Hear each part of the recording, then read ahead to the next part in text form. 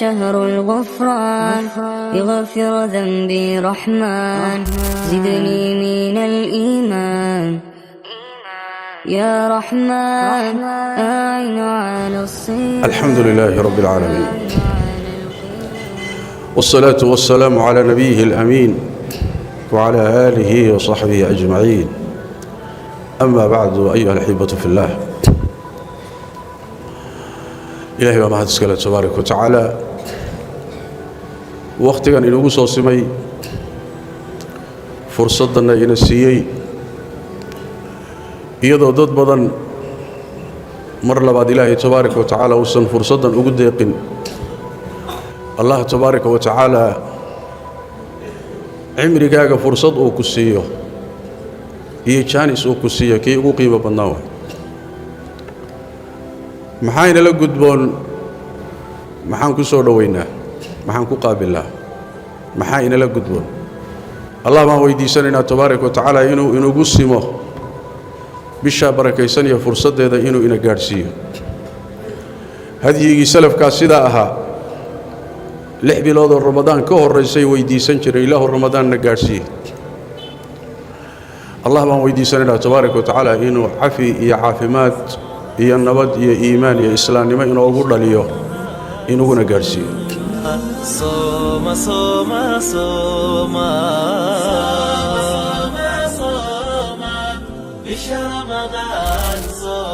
أيها المسلمون عباد الله، waxay nagu soo foolle oo aad inoogu soo dhowaatay bishii ramadaan ee barakaysnayd.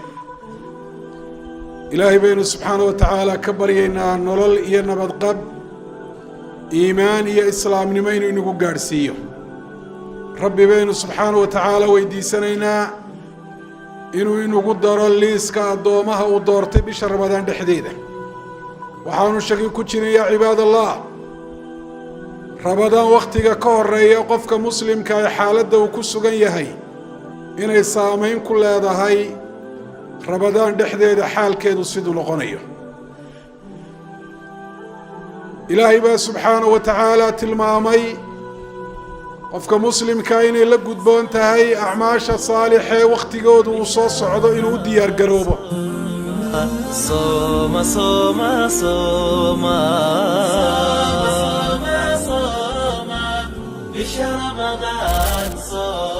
kelmaddeennan u horraysaa waa fi istiqbaal ashahri alkariim, bisha wanaagsana qiimaha badan iyo sidaynu u qaabili lahayn ama ugu diyaar garoobi lahayn, iyadoo aynu soo qaadanayno qur'aan iyo xadiidba daliilada. qodobka u horreeya aynu baraarujin lahay waxa weeye aqbil calaa kulli khayrin fii hada shahr. bishan waxaad isku daydaa, tamar baad leedahay, tamartaada waxa khayr kale inaad ku jahayso. qofka bani aadamkii tamar buu leeyahy, awood baa ilaahay uu siiyey. waa ka nebigu tilmaamaya almu'minu alqawiyu khayru waaxabu ila allahi min almu'min aldaciif. mu'min qawiya buu nebigu sheegay calayhi salaatu wassalaam. markaa wixii khayrahoo dhan ayaynu xaggiisa ku jahaynaynaa tamarteenna iyo awooddeenna, innagoo ka jawaabayna baaqa ilaahay subxaana wa tacaala. ilaahay malaa'ig buu soo diray maalmahan bilowga ama habeenka u horreeya. malagaasi baaq buu la taagan yahay, yaa baaqiya alkhayri aqbil wa yaa baaqiya ashari aqsir. malaggaa ilaahay wuxuu xil saaray inuu baaq u jeediyo, war qofkii khayr doonayo soo diyaargarowoo soo orodoo soo jeeso, qofkii shar doonayowna gaabso. baaqu labadaasuu ku salaysan yihi.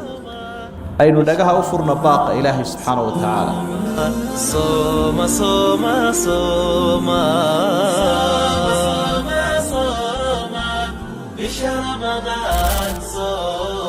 ilaahayna subxaana wa tacaala addoomaha qulubtooda waa og yahay.